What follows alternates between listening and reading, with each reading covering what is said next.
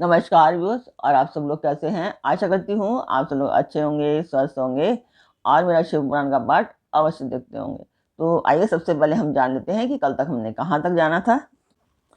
तो कल तक था कि नंदीश्वर का विवाह हुआ था और नंदीश्वर को शिव ने और शिवा ने दोनों ने आशीर्वाद दिया था कि आप खुद ही परम ऐश्वर्यशाली होगे और गणाध्यक्ष में सर्वोत्तम होगे।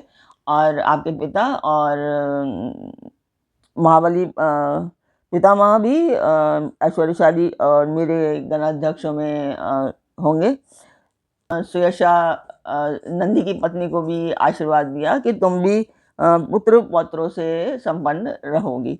तो कल तक यहाँ तक था। इसके आगे मैं बता दूं आपको कि आप लोग जानना चाहेंगे कि ये पाठ मैं क्यों कर रही हूँ। तो ये एक शुभ कार्य है, मंदिर के लिए है और इसमें मैं आप सब लोग का सहयोग चाहती हूँ कि आप लोग ज़्यादा से ज़्यादा सब्सक्राइब करें तो ताकि मेरा ये उद्देश्य पूर्ण हो पाए। तो सब्सक्राइब कीजिए, लाइक कीजिए और शेयर कीजिए अपने ग्रुप्स में,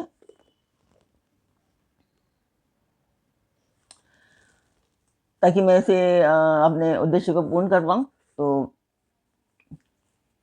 जिस मंदिर का मैं वर्णन कर रही हूँ उस मंदिर की मैं वीडियो डालती हूँ, आप लोग देखें और मुझे बताएं कि आपको मेरा पाठ कैसा लगता है। अवश्य बताया कीजिए, कमेंट अवश्य किया कीजिए। और इसमें ओम नमः शिवाय लिखना बिल्कुल ना भूलें। ओम नमः शिवाय, जय शिव पार्वती, इस तरीके के शब्द अवश्य लिखा कीजिए।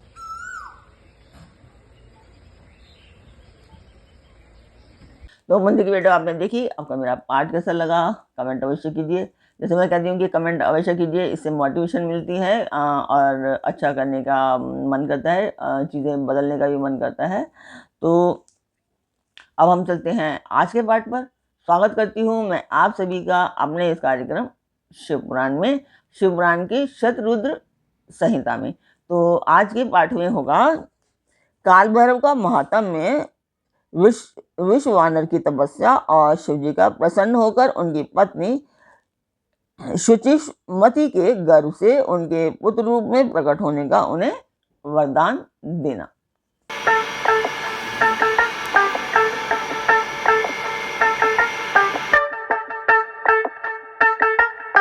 तो यहाँ पर भगवान शंकर के भैरवतार का वर्णन करके नंदीश्वर ने कहा कि महामुनि परमेश्वर शिव उत्तम उत्तम लीलाएं रचने वाले तथा सत्पुरुषों के प्रेमी हैं। उन्होंने मार्गशीर्ष मास के कृष्ण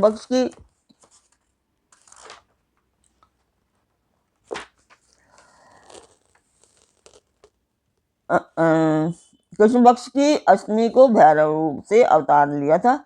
इसलिए जो मनुष्य मार्गशीर्ष मास की कृष्णाष्टमी को काल भैरव के सनिकट उपवास करके रात्रि में जागरण करता है वह समस्त पापों से मुक्त हो जाता है। जो मनुष्य अन्यत्र भी भक्ति पूर्वक जागरण सहित इस व्रत का अनुष्ठान करेगा वह भी महापापों से मुक्त होकर सद्गति को प्राप्त हो जाएगा। प्राणियों के लाखों जन्मों में किए हुए जो पाप हैं वे सब के सब काल भैरव के दर्शन से निर्मल हो जाते हैं। जो मूर्ख काल भैरव के भक्तों का अनिष्ट करता है वह इस जन्म में दुख होकर पुनः दुर्गति को प्राप्त होता है। जो लोग विश्वनाथ के तो भक्त हैं परंतु काल भैरव की भक्ति नहीं करते उन्हें महान दुख की प्राप्ति होती है। काशी में तो इसका विशेष प्रभाव पड़ता है। जो मनुष्य वाराणसी में निवास करके काल भैरव का भजन नहीं करता उसके पाप शुक्ल पक्ष के चंद्रमा की भांति बढ़ते हैं।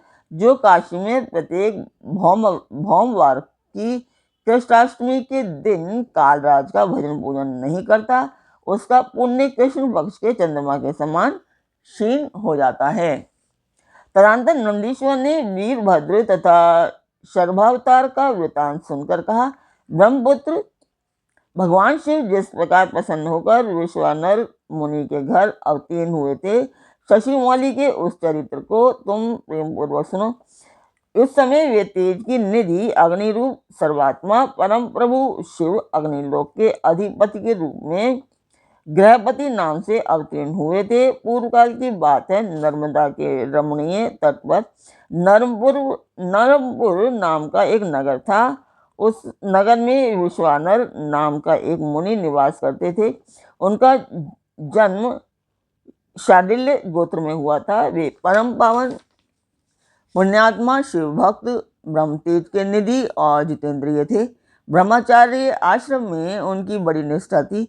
वे सदा ब्रह्म यज्ञ में तत्पर रहते थे। फिर उन्होंने शुचिष्मति नाम की एक सद्गुणवती कन्या से विवाह कर लिया था और वे ब्राह्मणोचित कर्म करते हुए देवता तथा पितरों को प्रिय लगने वाला जीवन बिताने लगे। इस प्रकार जब बहुत सा समय व्यतीत हो गया, तब उन ब्राह्मण की भार्या शुचिष्मति, जो उत्तम व्रत का पालन करने वाली थी, अपने पति से बोली, प्राणनाथ, स्त्रियों के योग्य जितने आनंदप्रद भोग हैं उन सबको अब मैंने अपनी कृपा से आपके साथ रहकर भोग लिया, परंतु नाथ, मेरे हृदय में एक लालसा चिरकाल से वर्तमान है और वह गृहस्थों के लिए उचित भी है। उसे आप पूर्ण करने की कृपा करें। स्वामी, यदि मैं वर पाने के योग्य हूँ और आप मुझे वर देना चाहते हैं तो मुझे महेश्वर सरिका पुत्र प्रदान कीजिए। इसके अतिरिक्त मैं कोई दूसरा वर नहीं चाहती। तो नंदीश्वर ने कहा, मुने, पत्नी की बात सुनकर पवित्र व्रत परायण ब्राह्मण विश्वनर क्षण भर के लिए समाधिस्थ हो गए और हृदय में यों विचार करके कहने लगे, अहो, मेरी इस सूक्ष्मांगी पत्नी ने कैसा अत्यंत दुर्लभ वर मांगा है। यह तो मेरे मनोरथ पद से बहुत दूर है। अच्छा, शिवजी तो सब कुछ करने में समर्थ हैं। ऐसा प्रतीत होता है मानो उन शंभू ने ही इसके मुख में बैठकर वाणी रूप से ऐसी बात कही है। अन्यथा दूसरा कौन ऐसा करने में समर्थ हो सकता है। तदंतर वे एक पत्नी व्रती मुनि विश्वानर पत्नी को आश्वासन देकर वाराणसी में गए और घोर तप के द्वारा भगवान शिव के वीरेश लिंग की आराधना करने लगे। इस प्रकार उन्होंने 1 वर्ष पर्यंत भक्ति पूर्वक उत्तम वीरेश लिंग की त्रिकाल अर्चना करते हुए अद्भुत तप किया। 13वां मास आने पर एक दिन वे द्विजवर प्रातः काल त्रिपथ गामिनी गंगा के जल में स्नान करके ज्यों ही वीरेश के निकट पहुंचे, त्यों ही उन तपोधन को उस लिंग के मध्य एक 8 वर्षीय विभूति भूषित बालक दिखाई दिया। उस नग्न शिशु के नेत्र कानों तक फैले हुए थे।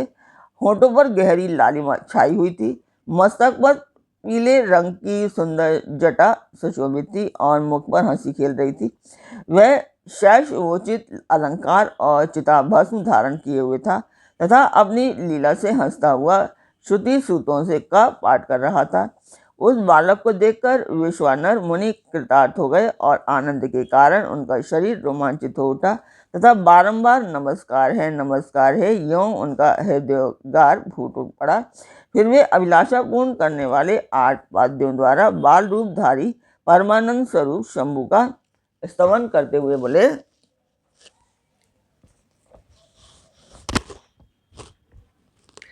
कि विश्वानंद ने कहा, भगवान, आप भी एकमात्र अद्वितीय ब्रह्मा हैं। यह सारा जगत आपका ही स्वरूप है। यहाँ अनेक कुछ भी नहीं है। यह बिल्कुल सत्य है कि एकमात्र रुद्र के अतिरिक्त दूसरे किसी की सत्ता नहीं है।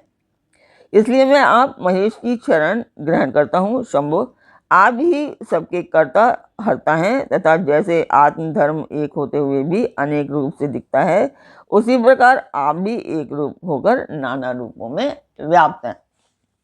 फिर भी आप रूप रहित हैं। इसलिए आप ईश्वर के अतिरिक्त मैं किसी दूसरे की शरण नहीं ले सकता। जैसे रज्जु में सर्प, सीपी में चांदी और मृग मरीचिका में जल प्रवाह का भान मिथ्या है, उसी प्रकार जिसे जान लेने पर यह विश्व प्रपंच मिथ्या भाषित होता है, उन महेश्वर की मैं शरण लेता हूँ। शंभु, जल में जो शीतलता, अग्नि में दाहकता, सूर्य में गर्मी, चंद्रमा में आधकारिता, पुष्प में गंध और दुग्ध में घी वर्तमान है, वह आपका ही स्वरूप है। अतः मैं आपके शरण हूँ। आप कान रहित होकर शब्द सुनते हैं, नासिका विहीन होकर सूंघते हैं और पैर न होने पर भी दूर तक चले जाते हैं। नेत्रहीन होकर सब कुछ देखते हैं और जीवा रहित होकर भी समस्त नसों के जाता है, भला आपको सम्यक रूप से कौन जान सकता है, इसलिए मैं आपकी शरण में जाता हूँ। ईश, आपके रहस्य को ना तो साक्षात वेद ही जानता है, ना विष्णु, ना अखिल विश्व के विधाता ब्रह्मा, ना योगेंद्र और ना इंद्र आदि प्रधान देवताओं को ही इसका पता है, परंतु आपका भक्त उसे जान लेता है। अतः मैं आपकी शरण ग्रहण करता हूँ। ईश, ना तो आपका कोई गोत्र है, ना जन्म है, ना नाम है, ना रूप है, ना शील है, ना देश है। ऐसा होने पर भी आप त्रिलोकी के अधीश्वर तथा संपूर्ण कामनाओं को पूर्ण करने वाले हैं, इसलिए मैं आपका भजन करता हूँ। हमारे आप सर्व स्वरूप हैं, यह सारा विश्व परिपंच आपसे ही प्रकट हुआ है। आप गौरी के प्राणनाथ, दिगंबर और परम शांत हैं। बाल, युवा और वृद्ध रूप में आप ही वर्तमान हैं। ऐसी कौन सी वस्तु है जिसमें आप व्याप्त ना हो? अतः मैं आपके चरणों में नतमस्तक हूँ। नंदीश्वर कहते हैं कि मुने, यूं स्तुति करके विप्रवर विश्वानर हाथ जोड़कर भूमि पर ही गिरना चाहते थे, तब तक संपूर्ण वृद्धों के भी वृद्ध बाल रूपधारी विश्व परम हर्षित होकर उन भूदेव से बोले। बाल रूपी शिव ने कहा, मुनि श्रेष्ठ विश्वानर, तुमने आज मुझे संतुष्ट कर दिया है। भूदेव, मेरा मन परम प्रसन्न हो गया है, अतः अब तुम उत्तम वर मांग लो। यह सुनकर मुनि श्रेष्ठ विश्वानर कृत्य हो गए और उनका मन हर्षमगन हो गया। तब वे उठकर बाल रूपधारी शंकर से बोले। विश्वानर ने कहा, प्रभावशाली महेश्वर, आप तो सर्वांतर्यामी, ऐश्वर्य संपन्न, सर्वतटस्थ, भक्तों को सब कुछ दे डालने वाले हैं। भला आप सर्वज्ञ से कौन सी बात छिपी है? फिर भी आप मुझे दीनता प्रकट करने वाली यांचा के प्रति आकृष्ट होने के लिए क्यों कह रहे हैं? महेशान, ऐसा जानकर आपकी जैसी इच्छा हो वैसा कीजिए। नंदीश्वर कहते हैं कि मुने, पवित्र व्रत में तत्पर विश्वनर के उस वचन को सुनकर पावन शिशु रूपधारी महादेव हंसकर शुचि विश्वनर से बोले, शुचे, तुमने अपने हृदय में अपनी पत्नी शुचिष्मति के प्रति जो अभिलाषा कर रखी है वह निसंदेह थोड़े ही समय में पूर्ण हो जाएगी। महामते, मैं शुचिष्मति के गर्भ से तुम्हारा पुत्र होकर प्रकट होऊंगा। मेरा नाम ग्रहपति होगा। मैं परम पावन तथा समस्त देवताओं के लिए प्रिय होऊंगा। जो मनुष्य 1 वर्ष तक शिव के सन्निकट तुम्हारे द्वारा कथित इस पुण्य में अभिलाषाष्टक स्रोत का तीनों काल पाठ करेगा, उसकी सारी अभिलाषाएं पूर्ण होंगी। वह इस